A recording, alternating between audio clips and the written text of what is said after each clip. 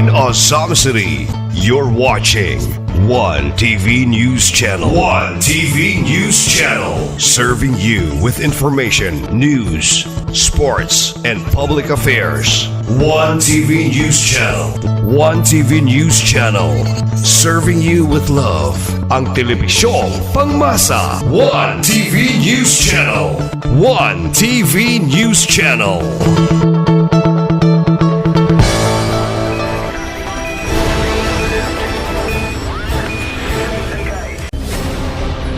One TV special report.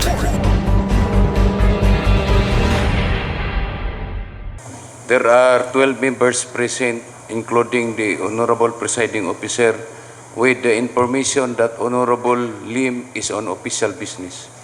Thank you. Having 11 members present, the Chair declares a quorum.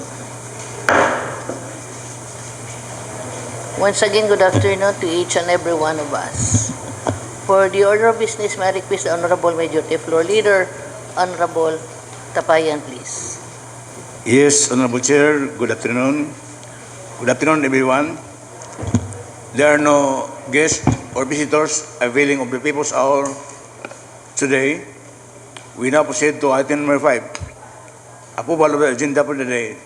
There are about 11 written proposed sessions to our order of business, Honorable Chair. And may I start enumerating them. The request of our City Mayor for us to pass a resolution approving the conduct of ground truthing for artificial intelligence for census of agriculture and fisheries project in various barangays in Ozamiz on 19 to 27 November 2025 by the Philippine Statistics Authority. The second written request, also from the City Mayor, is for us to pass a resolution approving the conduct of the November Labor Force Survey from 19 November 2025 until 7 December 2025 in various barangays in Ozamiz City by the Philippine Statistics Authority. The written request number 3 and number 4 are resolutions of the City Development Council during its meeting last week. First is a resolution revising the comprehensive development investment program for the planning period 2025 to 2028. Reprogramming the 20% City Development Fund containing appropriation balances of the years 2019, 2021, 2022, 2023, and 2024 with local government unit of Ozamiz City for calendar year 2025. And number 2, resolution of the CDC or City Development Council is a resolution favorably endorsing the proposed projects to the Provincial Development Council and the Regional Development Council for funding the required allocations and inclusions in calendar year 2026 to 2028. Honorable Sir, I move the motion to concur and adopt omnibussly these two resolutions of the City Development Council for approval in the first reading with reservations, Honorable Sir. There is a motion from the Honorable Majority Floor Leader for the approval of our agenda for today with the inclusions as being presented. Motion approved. On the urgent demand of public interest and in the exigency of public service, I move the motion to concur and adopt omnibussly these two resolutions of the City Development Council for approval, second and final reading, waiving the rules of the Chair. Move for the approval and adoption of the resolutions of the City City Council for approval on the second and final reading. Motion approved. I am in inadvertence, Honorable Chair. I am supposed to enumerate first the request for appropriations number 5 is a request for us to pass a resolution approving the conduct of the coastal cleanup drive on November 22, 25 by the Metro Ozamiz Water District. And number 6, a resolution approving the conduct of the forum on 25 November 25 at Bethany Gardens Hotel and Restaurant in Ozamiz City by Philippine Health Insurance Corporation. Number 7, a resolution approving the conduct of a 2-day outreach activity on the 25th and 26th of November 25 by Philippine Health Insurance Corporation. And number 8, resolution approving the mangrove tree planting in the coastal areas of Barangay Tabid, Ozamiz City on 25 November 25 by Civil Aviation Authority of the Philippines. And number 9, resolution authorizing the local executive Sam Manji Puentes to enter into and sign on behalf of Ozamiz City as donate the deed of donation and acceptance with international pharmaceuticals incorporated relative to the donation of medicines for Ozamiz City. And number 10, resolution authorizing the local executive Sam Manji Puentes to enter into and sign on behalf of Ozamiz City as donate the deed of donation and acceptance with international pharmaceuticals incorporated relative to the donation of medicines for Ozamiz City. And number 11, ordinance authorizing the temporary closure of various roads in the territorial jurisdiction of Ozamiz City for the Mary Santa Das on 14 December 2025. Sir, I move to insert this 9 requests because the 2 requests we already approved on the second and final reading. This 9 requests, Sir,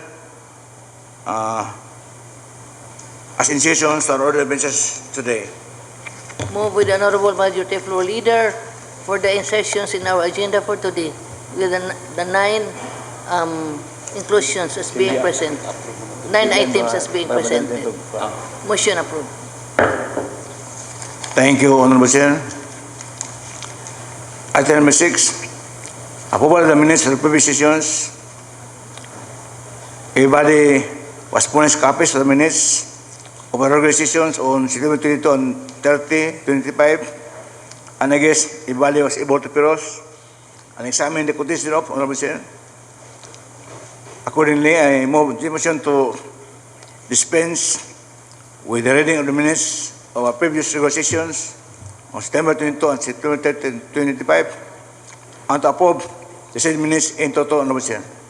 There is a motion from the Honorable Majority Floor Leader to dispense the reading of the minutes of the previous session dated September 27 and 30 and approve of the same as being presented. Any comments, remarks, hearing and motion approved. Item number 7, please proceed to letter C. Honorable Chair, items 1, 2, 3, and 4 are various supplemental budgets of 4 barangays. SB number 1 of Barangay Pataon in the amount of 50,000. SB number 4 of Barangay Manaka in the amount of 1,548,402 pesos and 40 centavos. SB number 2, Barangay Maintening in the amount of 880,502 pesos and 65 centavos. And the last, SB number 2, Barangay Malaubang in the amount of 607,408 centavos. And I yield to the Chairman of Barangay Affairs, Honorable John Calamaleon, to introduce and recommend action on these 4 items, the SBs of 4 barangays, Honorable Chair. For items 1 to 4, the Honorable Giancarlo Moralion is requested to please pass 4 items. Thank you, Majority Floor. Thank you, Madam Chair. I would like to pass the 2025 budget number 1 of Barangay Pantaon, ISKI in the amount of 50,000. 2025 supplemental budget number 4 of Barangay Manaka, amount of 1,543,402.48. 2025 supplemental budget number 2 of Barangay Mintiring in the amount of 880,592.65. 2025 supplemental budget number 2 of Barangay Malabaong in the amount of 687,403.8 for first reading with reservation, Madam Chair. Move for first reading with reservations. Motion approved. Thank you, Madam Chair. Para sa kanunay padayon asinso Ozamiz, like to pass for second and final reading waiving the internal rules. For the urgency of this request resolution of the supplemental budget of Barangay Pantaon, Barangay Manakaan, Barangay Mintiring, and Barangay Malaubang, the Honorable Moralion is passing this on the second and final reading, waiving the internal rules. Any comment, remarks? Hearing none, motion approved. Thank you, Honorable Chair. Number 5 of letter C of item number 7 is the 2025 annual budget of Barangay di Marona in the amount of 6,392,945 pesos, duly endorsed also by our city budget officer for our approval. Again, I yield to Honorable John Moralion to endorse and recommend action on this item, Honorable Chair. Yes, Honorable Moralion, you are again recognized by the Chair for the appropriate motion for item number 5. Thank you, Madam Chair. I would like to pass the 2025 annual budget of Barangay di Maluna, the amount of 6,392,945 for first reading with reservation.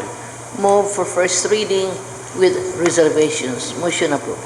Thank you, Madam Chair. I would like to pass this for second and final reading waiving the internal rules. For the urgency of this request resolution, moved by the Honorable Moralion to pass this on the second and final reading, waiving the internal rules.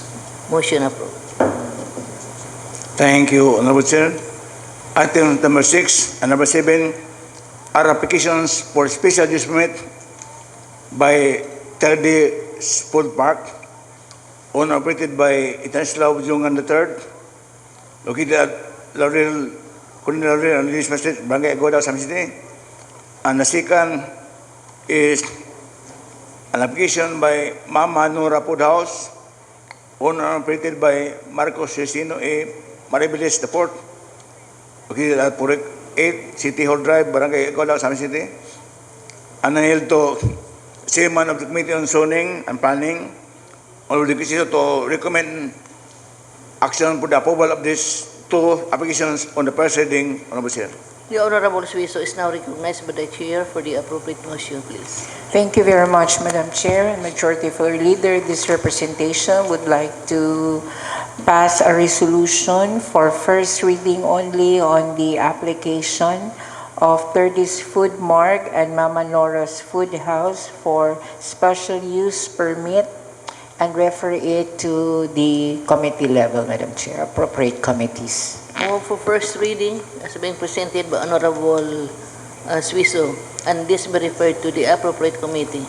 Motion approved. Thank you, Honorable Chair. With approval of these two SOP applications of Thirdy's Food Park and Mama Nora Food House, I recommend that we'll have a public hearing on this.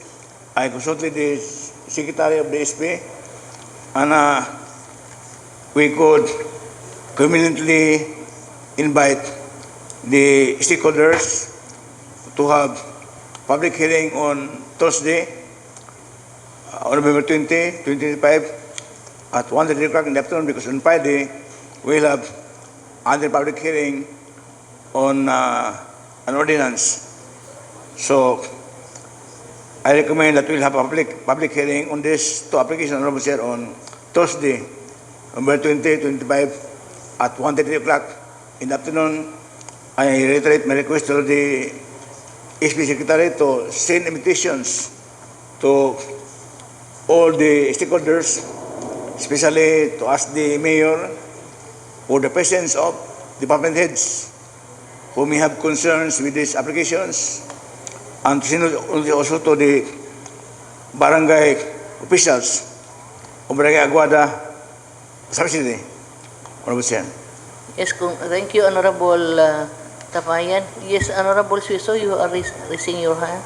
Madam Chair, Any comment? point of inquiry, I think November 20 is Vice Mayor's League, and we will be using this session hall on the 20th of November, if that would be our scheduled hearing also. Yes, here. Here, and Yes, Vice Mayor's League. Vice Mayor's League, man, Oo. We'll be using The this Vice Mayor's League is on 21. 20. Huh? 20? 20. Oh, 20, then public hearing would be on 20. Maybe Using- we could have it on Remove na to 21 na lang. Earlier, mga 1 o'clock, madugay man yung 21. alikiring sa ordinance. Basta November 20 is Vice Mayor's League. Okay. November 19 na lang. Wednesday. Okay. Are you all available November 20, 19? Madam Chair, Yes. I would suggest, Madam Chair, that we will have it on Friday. Anyway, these are special use permit and all the necessary attachment of the application of the applicants are already there. So why not have it also on Friday, and we will pick up this matter first prior to the proposed ordinance of Honorable OAMINAL, because the ordinance of Honorable OAMINAL will undertake bloody discussions. So pwede siguro na to, Honorable Chair, unahon ng special use permit. Aya tong ordinansa ni Honorable OAMINAL, Madam Chair. Okay. We try Ini, to finish this SUP hearing as soon as, if there are no objections, but we can have it in the morning. morning, okay. Kaya basing mapikita sa ordinance hearing kaya taas kayo ang buwan. Okay, We can have it in the morning at November 20, 10 a.m. 10 o'clock. November 9:30 in the morning. If my colleagues are amenable, I hope everybody would be available. on Friday 9:30 o'clock in the morning. Okay.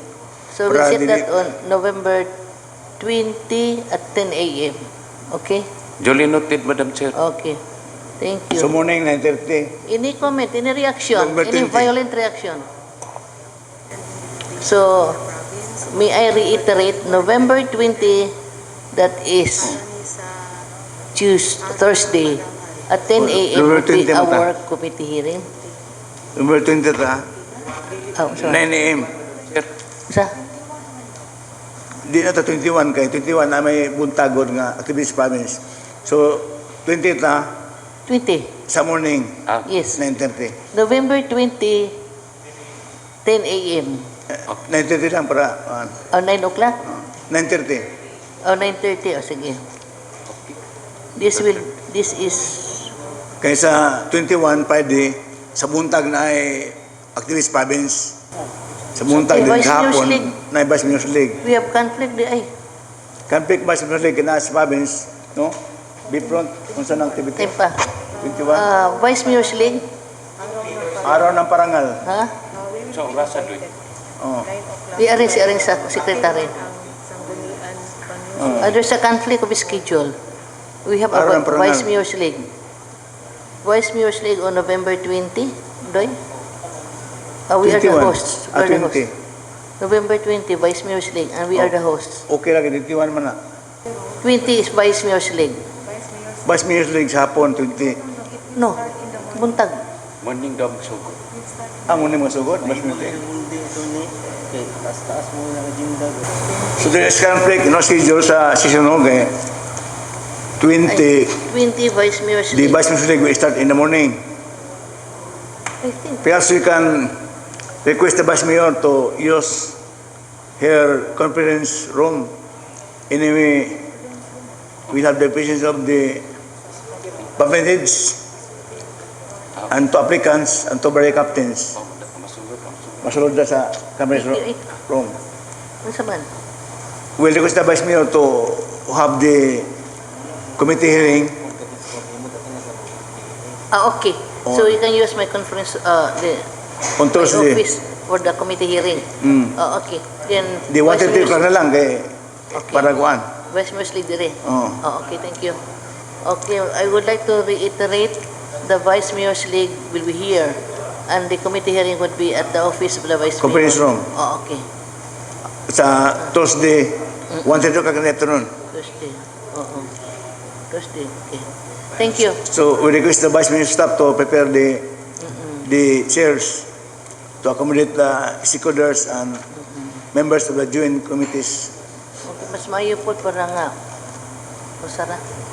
Yes. Okay, thank you. Thank you for your manifestation, Honorable Majority Floor Leader. I think that she told, so Oo. in some, on Thursday, we'll have a committee hearing in the afternoon at 1:30 o'clock in the Vice Mayor's conference room. Because session will be used by the Vice Mayor's League. On 21, November 21, that's Friday. Friday na atay public hearing, basta makonflict po sa itong provincial nga activity. So as the pressure of the chairman of the Committee on Education. Madam Chair. Yes. Yes, since we have an activity at the province on Friday, 21, and it would be a whole day activity, so we have to move our committee hearing. I suggest that we have to move our committee hearing to the Monday following lang. Monday week. lang. Monday. At 1:30 o'clock in the afternoon. Yes. Committee hearing sa Katong no collection policy proposed ordinance by the Honorable Sancho OAMINAL Jr. Okay. Then last time, Honorable Sir, on the same topic, Honorable SUIZO request that the legal officers of DepEd will be invited. But the COM-Chair is inclined not to invite it. But I think the COM-Chair is now willing to have been invited for the public hearing on Monday, November 24. No? So, is that your COM-Chair, is that your intention to invite also the DepEd legal officers Yes. together with the legal officers of the LGU? Yes. It is correct, Madam Chair. The committee, committee hearing will include the presence of the DILG and the legal counsel of the DepEd. So we request the Secretary to invite also the legal officers of DepEd on our public hearing on November 24 at 1:30 o'clock in the afternoon. Okay, Duly noted. noted. So Honorable thank you, Chair. Honorable Sir. I think everything is settled now. So we proceed to our items in the agenda. Letter D, number 1 to number 3 are special orders by our City Mayor appointing various officers in charge in our three departments. ISO number 25, SNGF 019, appointing Engineer Puela Nibundaco Jr., Engineer 4 of City Engineer's Office, as designating as officer in charge by City Solid Waste and Environment Management Office, vice the retired CM officer, Engineer Titis Borge. The letter B, is order number 25, SNGF number 20, designating Engineer Joan De Beltran, ENP, Project Development Officer 3, City Planning and Development Office, designating as officer in charge of City Planning Development Office, vice OIC, Marinisi Press. And letter C, is order number 25, SNGF 21, designating Engineer Paquito R. Gasal Jr., Senior Agriculturist, City Agriculture Office, as officer in charge of the City Agriculture Office, vice the retired Manuel Pijuan. Honorable Sir, these three orders, I move to concur and adopt for approval na proceeding with distributions, Honorable Chair. For messages and communications for item 1A, B, and C, presented by the Honorable Majority Floor Leader to concur these messages and communications. Any comment, remarks, hearing none, motion approved. In relation to public service, Honorable Chair, I move the motion to concur and adopt the state orders of our city mayor designating three vices of the three departments of city office, the solid waste management office, the city planning and development office, and city office for approval, second and final reading, waiving the rules of motion. Items A, B, and C on messages and communications manifested by the Honorable Majority Floor Leader to concur and approve this evening.